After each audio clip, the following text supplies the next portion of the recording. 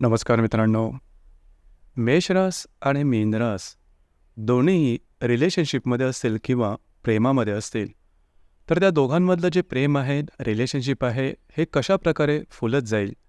दोन्ही राशींच्या ज्या व्यक्ती आहेत, त्यांच्या प्रेमामध्ये मागण्या नेमक्या कशा असतात, अपेक्षा कशा असतात, एकमेकांबद्दलची दृष्टी नेमकी कशा प्रकारची असेल? जर का दोघांमध्ये कुठल्याही कारणाने कटुता आली, तर ती नेमकी नाहीशी करण्यासाठी काय करायला हवं? त्यांच्या आवडीनिवडी नेमक्या कशा प्रकारच्या असतात? सर्व संदर्भातल्या खुलासेवर चर्चा आपण या व्हिडिओमध्ये करणार आहोत. याकरता आपल्याला राशींचे संपूर्ण स्वभाव, त्यांच्या आवडीनिवडी, त्यांचे एकंदरीत व्यक्तिमत्व आणि रिलेशनशिपकडे बघण्याची त्यांची दृष्टी ही नेमकी समजून घ्यायला हवी. सुरुवातीला आपण मेष राशीबद्दल विचार करू. मेष जी रास आहे, ही रास कालपुरुषाच्या पत्रिकेमध्ये प्रथम स्थानामध्ये येणारे रास आहे किंवा नंबर 1ची रास आहे, पुरुष रास आहे. राशीचा जो स्वामी आहे तो मंगळ आहे. राशीचं जे तत्व आहे ते अग्नितत्व आहे आणि चर स्वरूपाची ही रास आहे. संपूर्ण पुरुष तत्वाची ही रास समजली जाते, कारण रास ही सुद्धा पुरुष तत्वाची आहे आणि राशीचा जो स्वामी मंगळ हा संपूर्णपणे पुरुष समजला जातो. त्यामुळे एकंदरीतच या राशीमध्ये जबरदस्त असा आत्मविश्वास आणि वेग, शक्ती ही जबरदस्त दिसून येते. जे कुठली कामं करायची असतील ती संपूर्णपणे शक्तीने, आधी काम मग विचार, हा या राशीचा खाक्या दिसून येतो. त्यामुळे समोर आलेल्या कुठल्याही कामाचा फडशा पाडणं हे यांना माहीत असतं. एखादी गोष्ट आपल्याला जमेल की न जमेल, एखाद्या गोष्टीने आपल्याला फायदा होईल की न होईल, मात्र एकदा एखादी गोष्ट करायची म्हणजे करायचीच, अगदी कुठल्याही परिस्थितीत करायची. मग ते कसलीही तमा बाळगत नाही, ना स्वतःची, ना समाजाची, ना कुठल्या अन्य गोष्टींची. मात्र एखादी गोष्ट करायची म्हणजे सुरुवातीला त्यांना ती अपील होणं गरजेचं आहे. म्हणजेच ती गोष्ट त्यांच्या मनात भरणं गरजेचं आहे. आणि ते एकदा झालं की सगळ्या जगाच्या विरोधातसुद्धा जायची तयारी या राशीमध्ये दिसून येते. झटपट निर्णय हा या राशीचा एक सगळ्यात महत्त्वाचा गुणधर्म दिसून येतो. म्हणजे बघू, विचार करू, आणखीन थोडा वेळ घेऊ, हा प्रकार या राशीमध्ये नाही. थांबणं, वाट बघणं हे का त्यांना कधी जमतच नाही. कुठलीही गोष्ट झटपट झाली पाहिजे, पटापट झाली पाहिजे. आणि हा जो त्यांचा मुळात गुणधर्म आहे, तो गुणधर्म त्यांच्या सगळ्या वागण्या बोलण्यामध्ये दिसून येतो. ट्रान्सपरन्सी किंवा पारदर्शकता हा सुद्धा एक महत्त्वाचा गुणधर्म या राशीमध्ये खास करून दिसून येतो.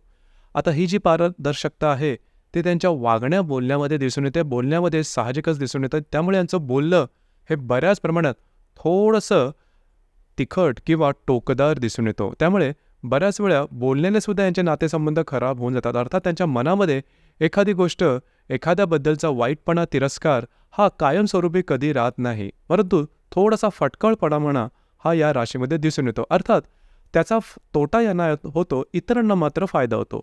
तो अशा प्रकारे की यांचे नेमके एखाद्या गोष्टीकडे बघण्याचा दृष्टिकोन नेमका काय आहे तो समोरच्याला समजतो. परंतु ट्रस्टवर्दी असतात, यांच्यावर तुम्ही विश्वास ठेवू शकता. म्हणजे यांनी जर का तुम्हाला एखादा शब्द दिला तर त्या शब्दाला जागणारी ही रास आहे, एवढं मात्र निश्चित. एखादी गोष्ट करण्याकरता अगदी 100% ते तुटून पडतील आणि एखादी गोष्ट नाही करायची, आराम करायचा, तर त्याही बाबतीत तशाच प्रकारचा अनुभव मेष राशीमध्ये दिसून येतो. आता थोडं आपण मीन राशीबद्दल चर्चा करू आणि त्यानंतर या दोन्ही राशी रिलेशनशिपमध्ये असताना नेमका कसल्या प्रकारचे अनुभव येतील ते सुद्धा आपण पाहू. मीन राशीबद्दल सांगायचं झालं तर कालपुरुषाच्या पत्रिकेमध्ये व्यय स्थानामध्ये किंवा 12व्या स्थानामध्ये येणारी रास आहे, स्त्री रास आहे. या राशीचा जो स्वामी आहे तो गुरु आहे. राशीचं जे तत्व आहे ते जलतत्व आहे आणि द्विस्वभाव अशा प्रकारची ही रास आहे. व्ययस्थान धर्म किंवा आध्यात्मिक गोष्टींशी जास्त जोडली जाणारी ही रास आहे. गुरुची रास असल्याकारणामुळे जगाच्या सगळं सकारात्मक गोष्टीकडे पाहण्याचं जो पॉझिटिव्हपणा म्हणतो तो या राशीमध्ये खास करून दिसून येतो. सगळ्यात पहिली आणि महत्त्वाची गोष्ट जी या राशींच्या व्यक्तीमध्ये दिसून येते ते म्हणजे यांचं सौंदर्य. अभिजात सौंदर्य लाभलेली ही रास आहे. सुंदर असतात, मोहक असतात आणि यांचं जे सौंदर्य असतं हे तिखट मात्र अजिबात नसतं, अगदी लोभसवाणं असतं. म्हणजे यांच्या एकंदरीत व्यक्तिमत्वाकडे, रूपाकडे पाहिल्यानंतर तुम्हाला फ्रेशनेस वाटेल. एक वेगळ्याच प्रकारची शांतता यांच्या चेहऱ्यावरती किंवा एकंदरीत व्यक्तिमत्वावरती दिसून येते. त्यामुळे एखाद्याच्या अपरोक्ष उगाच काहीतरी बोलत बसणं हा प्रकार या राशीमध्ये अजिबात दिसून येत नाही. ही रास एवढी सहज, सोपी आणि लोभसवाणी असते की आपल्या नुसत्या शब्दाने सुद्धा समोरचा दुखावला जाणार नाही याची संपूर्ण काळजी ही रास घेऊन चालते. त्यामुळे या राशीचं सहसा कोणाशी तसं वाईट नसतं किंवा मुळातच या राशीच्या व्यक्ती वाईटात जात नाही. परंतु एखाद्या गोष्टीचे जे परिणाम असतात हे यांच्यावरती अगदी लवकर उमटतात. म्हणजे सहज जरी एखादा व्यक्ती यांच्या विरोधात काही बोलला किंवा तिखट शब्दाचा वापर केला तर ते शब्द यांच्या अगदी हृदयापर्यंत भेटतात आणि मग यांचा जो मूड असतो किंवा यांचं मनोधैर्य असतं किंवा मानसिकता असते ही थोडी खचल्यासारखी होते. थोडेसे दुःखी लवकर होतात आणि अश्रूसुद्धा येतात. पण ते अश्रू फक्त मनात असतात. बाहेरून तुम्हाला कधीही दिसणार नाही की मीन राशीची व्यक्ती यांच्या डोळ्यातले अश्रू मात्र ते ढाळतात, मनातल्या मनात राहतात, सलतात, कुडतात. कधीकधी रात्रभर झोप येत नाही. अगदी क्षुल्लक कारणसुद्धा त्यांच्या दुःखाला कारणीभूत ठरू शकतं. आणि सगळ्यात महत्त्वाचं म्हणजे आपलं दुःख कधीही ते मांडत नाही. त्यामुळे नेमकं यांना काय वाटतं हे काय कळत नाही. यामध्ये एक सगळ्यात महत्त्वाची गोष्ट म्हणजे तसं पाहिलं तर या राशीची माणसंसुद्धा थोडीशी मितभाषी असतात. परंतु या राशीची माणसं जेव्हा एकटं राहतात किंवा अचानक बोलणं त्यांचं कमी होतं तेव्हा नक्की समजावं की काहीतरी बिनसलेलं आहे. तेव्हा मात्र ही गोष्ट तुम्हाला समजायला हवी. ही गोष्ट अतिशय महत्त्वाची आहे. भावूक असतात, प्रचंड भावूक असतात. छोट्या मोठ्या गोष्टींचा अतिविचार करणं, एखाद्या व्यक्तीबद्दल किंवा परिस्थितीबद्दलचं जे मत आहे ते लवकर न मांडणं आणि सगळ्यात महत्त्वाचं म्हणजे यांच्या आजूबाजूला असणाऱ्या व्यक्तीची या राशीच्या ज्या व्यक्ती असतात या भरपूर काळजी घेतात. अगदी त्यांना काय हवं नको गरजेनुसार काळजी घेतात आणि यांचीसुद्धा अपेक्षा समोरच्याकडून तशीच असते. म्हणजे समोरच्याची जशी आपण काळजी घेतो त्याचप्रमाणे आपल्यासुद्धा मनाबद्दल आपल्याला काय वाटतं काय नाही आपल्या विचारांबद्दलसुद्धा दुसऱ्यांनी विचार करायला हवा किंवा आपल्याला काहीतरी विचारायला हवं. ही साधारण अपेक्षा या राशीच्या व्यक्तीमध्ये दिसून येते. अर्थात ती अलिखित असते किंवा अबोल असते. अपेक्षा असते की समोरच्या माणसाने ते जाणून घ्यावं. जर का यांच्या रिलेशनशिपमध्ये असणाऱ्या व्यक्तीला हे जमलं नाही तर मात्र थोडी पंचायत होते. मग यांचं मन रुजतं फुगतं आणि समोरच्याला काहीच थांगपत्ता लागत नाही की यांना नेमकं काय हवं असतं. स्वप्नरंजन करणारी ही रास आहे. स्वप्नात रममाण होणारी रास आहे. जी सुख प्रत्यक्षात आपल्याला मिळत नाही ती स्वप्नामध्ये मिळवतात आणि त्यामध्ये तृप्त होतात. अशी एक वेगळ्याच प्रकारची ही रास आहे. एखाद्या व्यक्तीशी तादात्म्य लवकर यांना भासतं किंवा लवकर तादात्म्य भावतात. कुठल्याही व्यक्तीबरोबर ह्यांची जी नाळ आहे ती लवकर जोडली जाते. प्रश्न फक्त एकच आहे किंवा अट मात्र एकच आहे की समोरच्या व्यक्तीची वाणी मात्र चांगली असायला हवी. अगदी विचित्र वाणी किंवा टोकदार किंवा तिखट शब्दाचा वापर किंवा वागणुकीमध्ये बेदरकारपणा असेल तर मात्र या ज्या राशीच्या व्यक्ती आहेत त्या लवकर दुखावल्या जातात. अर्थात एखाद्या व्यक्तीबरोबर यांना वाईट किंवा चुकीचे अनुभव आले तर ते सुद्धा प्रत्यक्ष सरळ सरळ बोलून दाखवणार नाही. स्वतःहूनच आपली वाट वेगळी धरतील आणि त्या व्यक्तीपासून दुरावा घेतील किंवा लांब सरतील. तर अशा प्रकारची ही वेगळ्याच प्रकारची रास आहे. तसं पाहिलं तर भोळी आहे, बाबडी आहे, विचारी आहे, हुशार आहे आणि या राशीचं सगळ्यात महत्त्वाचं म्हणजे ही जी रास आहे ही थोडी नशीबवानसुद्धा आहे. म्हणजे या राशीबद्दल सांगायचं झालं तर जिद्द, चिकाटी, महत्त्वाकांक्षा, मेहनतीपणा हे जे सगळे गुण तुम्हाला मेष राशीमध्ये खास करून दिसून येतील. म्हणजे संपूर्ण पुरुषतत्व जे मेष राशीमध्ये तुम्हाला दिसून येईल ते संपूर्ण पुरुषतत्व तुम्हाला मीन राशीमध्ये तसे दिसून येणार नाही. तरीसुद्धा मीन राशीचं जे जीवन असतं हे अगदी सहजपणे वाहत जाणारं असतं. जीवनामध्ये सुद्धा अगदी सहजपणे या राशीच्या ज्या व्यक्ती असतात या स्थावरता यांना मिळालेली दिसून येते. यामागचं कारण असतं ते म्हणजे लक फॅक्टर किंवा ज्याला आपण नशिबाची साथ म्हणतो. ही साथ या राशीच्या व्यक्तींना उत्तम जमते, अगदी व्यवस्थित जमते. नृत्य, नाट्य, कला, चित्रपट, वस्त्र, फुलं किंवा उत्तम सुगंध याचं या राशींना अगदी अट्रॅक्शन असतं. लॅविश लाईफस्टाईलच्या संदर्भामध्ये सुद्धा यांना अट्रॅक्शन असतं. आपलं जे जीवन आहे ते सहज असावं, सुंदर असावं आणि कुठल्याही प्रकारची जास्त मेहनत न करतासुद्धा सहजपणे संतपणे जाणारावं असावं असं यांना वाटतं. खूप मोठ्या महत्त्वाकांक्षा या राशीमध्ये नसतात.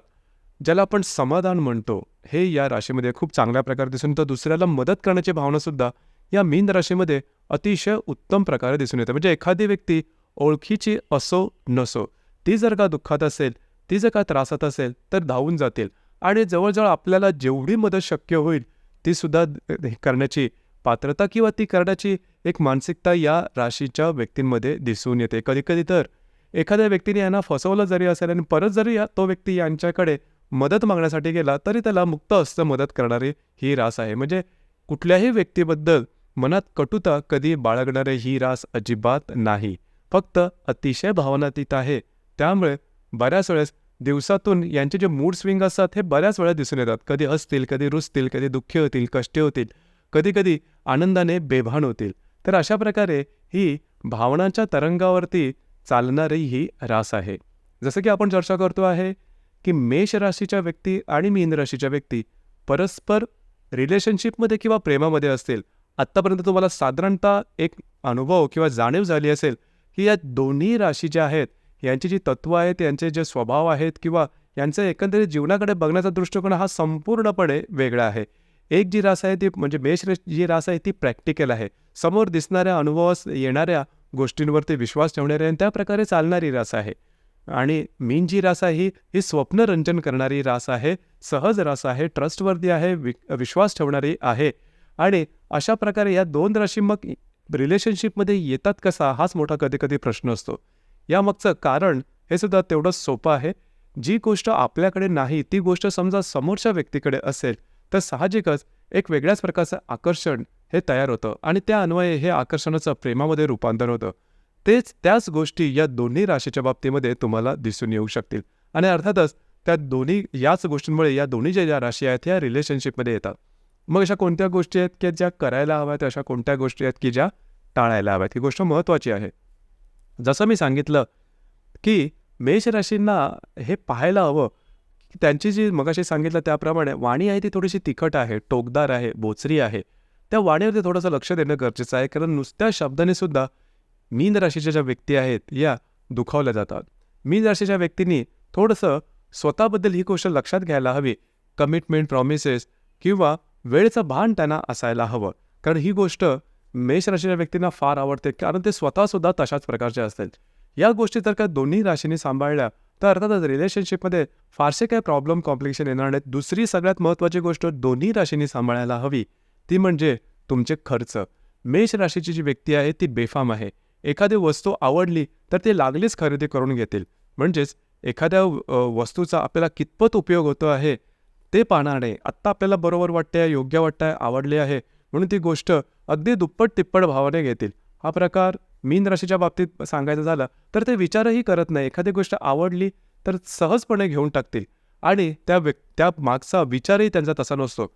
त्यामुळे दोन्ही राशींनी हे लक्षात ठेवायला हवं की खर्चावरती नियंत्रण ठेवणं थोडंसं गरजेचं आहे, कारण खर्च या दोन्ही राशीकडून जास्त प्रमाणात होतो. अर्थात जसं सांगितलं त्याप्रमाणे दोन्ही राशी हे स्वभाव, आवडीनिवडी आणि दृष्टिकोन या बाबतीत टोक आहे, परंतु बहुधा त्यामुळेच यांच्यामधलं आकर्षण आहे ते अतिशय उत्तम प्रकारे दिसून येतं. इथे आणखीन एक गोष्ट महत्त्वाची म्हणजे मीन राशीच्या ज्या व्यक्ती आहेत या कमिटमेंट करताना थोडंसं मागे पुढे करतात. निर्णय क्षमता थोडीशी कमी असते.